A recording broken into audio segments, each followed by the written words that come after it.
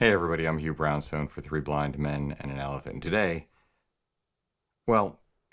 I wanted to take a day off. I didn't want to talk about anything. I mean, it's Labor Day weekend. It's Labor Day. It's Claudia's birthday. But this is going to be an even crazier week than the last week. We are awaiting client approval before we issue final cut on a project for which we were thrilled to be chosen. Some of the best work we've ever done. Claudia and I are already prepping for Europe and our coverage of Photokina. We'll be announcing the winner of our first ever photo challenge.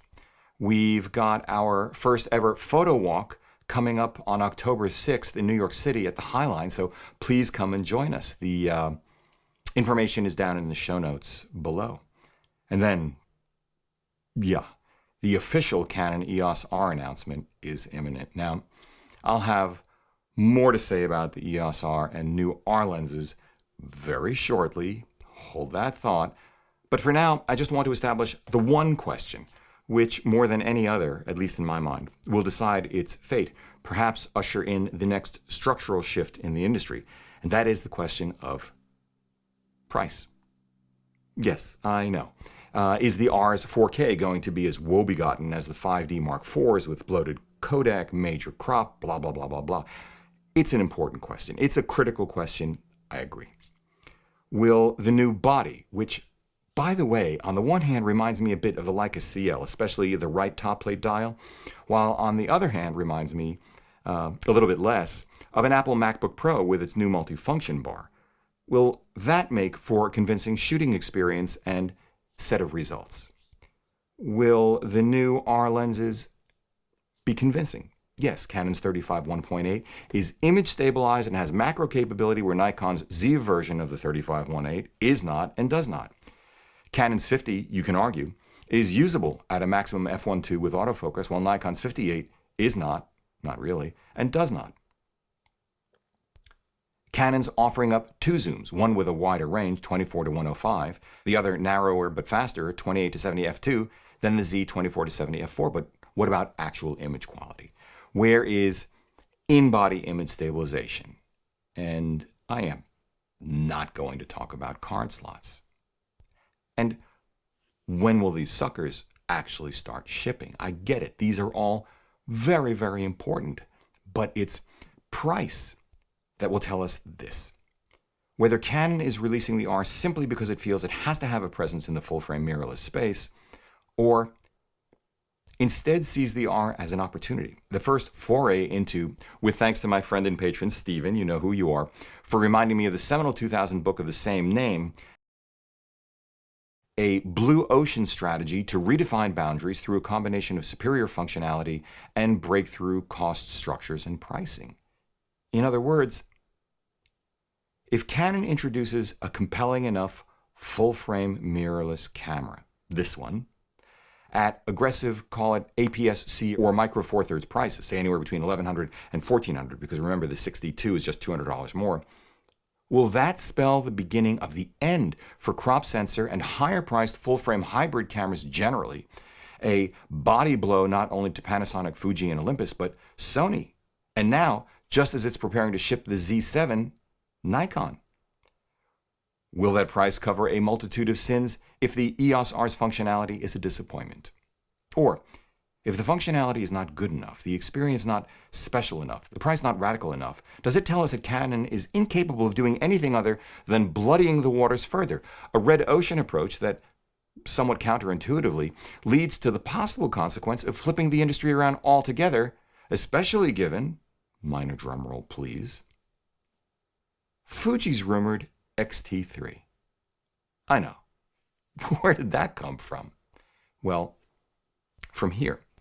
If the EOS R fails to impress, if it actually sullies full-frame credibility by making other considerations from number of card slots to ergonomics, frame rates, 4K recording, crop factors, IBIS, EVF, the joy of shooting, more important, and if the XT3 is compelling enough, at a breakthrough price at that level of its own with fully sorted autofocus and IBIS, maybe its own 3.7 million dot EVF, will it be a convincing argument for those of us looking at the R or the Z that full frame is a false messiah? that Sony's next APS-C isn't the way to go either? Or will a less than impressive, less than aggressively priced EOS R and only an okay Fuji X-T3 confirm to a large segment of the camera buying public that Sony really is the new number one, causing an accelerated exodus from virtually every other manufacturer? Or does it make the prospect of a fully sorted production Nikon Z suddenly look much more daring, much more interesting? What happens to Olympus and Pentax in any case? Of course, with that new APS-C camera rumored to be imminent from Sony, as well as an A7S III lurking in the wings, plus a full-frame camera rumored to be announced at Photokina by Panasonic, and who knows what else is coming from who knows where. Zeiss, anyone? Maybe the best thing to do for right now is just be happy with what we have. And at least for the rest of today, remembering that it is Labor Day after all, at least here in the US, maybe look up that holiday in Wikipedia just for grins.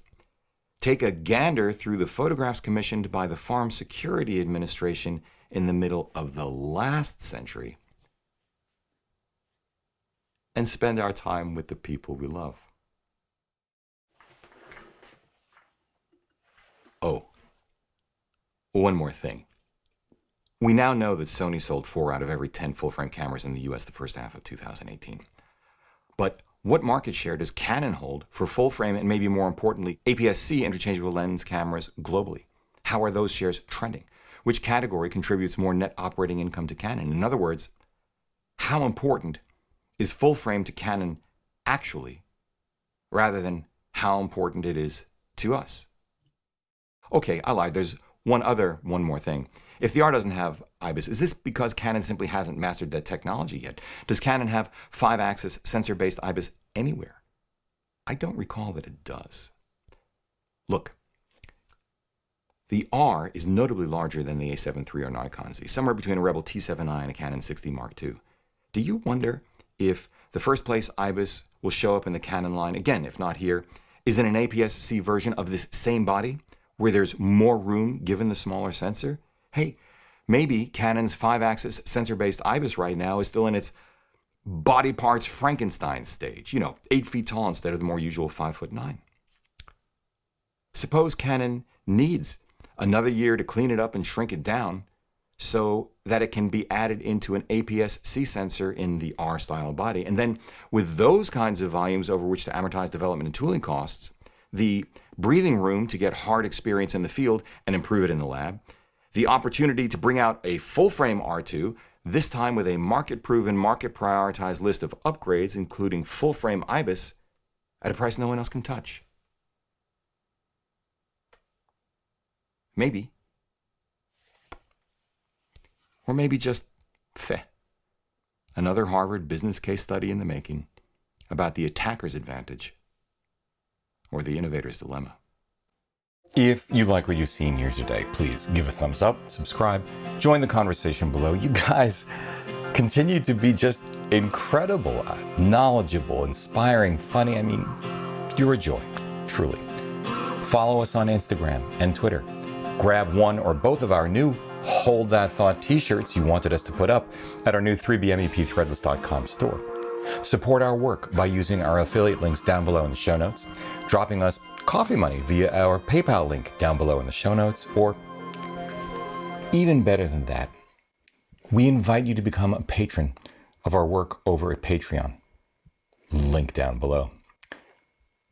We've created our Patreon page because we are stoked to bring you not only gear reviews, but with our What Were You Thinking and Good World Gone Bad series, historical, educational, artistic morsels, and longer form conversations, not interviews, with world-class photographers, curators, gallery owners, keepers of the legacy, folks like Elliot Irwitt, Anya Sear, Mark Lubell, Ethelene Staley, and friends like Brian Smith, Paul Giroux, Nino Rakicevic, and more. We'd really like you to join us to deliver this kind of content regularly. Your support on Patreon will really help us ramp it up. In which case, as always, we thank you for it. That's it. For Three Blind Men and an Elephant, I'm Hugh Brownstone. See you next time.